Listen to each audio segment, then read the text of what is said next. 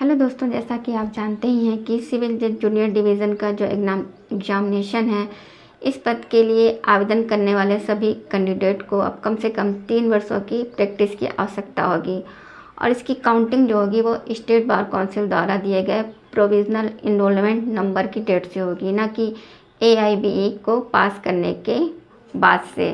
3 वर्ष की प्रैक्टिस के साथ ही इसका सर्टिफिकेट चाहिए होगा, जो कि कम से कम 10 वर्ष के अनुभव वाले एडवोकेट द्वारा जारी होगा, जो कि प्रधान न्यायिक अधिकारी यानी कि प्रिंसिपल जुडिशियल ऑफिसर द्वारा वेरीफाइड या समर्थित होगा।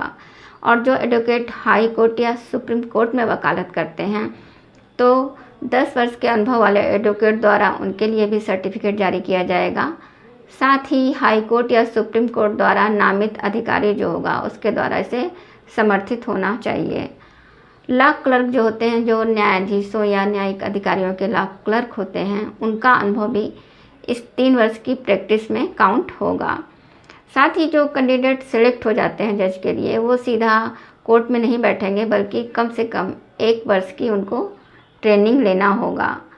अब बात करते हैं कि जिस स्टेट में चयन प्रक्रिया शुरू हो गई है, यानी कि नोटिस जारी हो गया है, वहाँ पर इस रूल को वैकेंसी पर लागू नहीं किया जाएगा।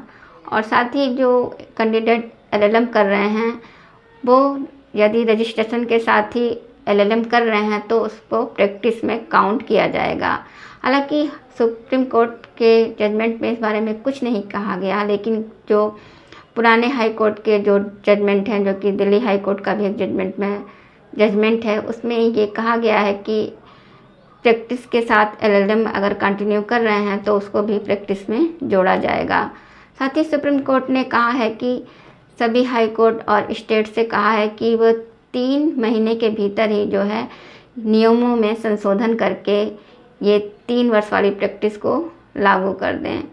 जो लोग JLO या अन्य एग्ज़ाम दे रहे हैं, जो सेबी लॉ ऑफिसर या जो बहुत तरह के लॉ ऑफिसर हैं, ये प्रश्न उठता है कि क्या उनको 3 वर्ष की प्रैक्टिस में माना जाएगा कि नहीं।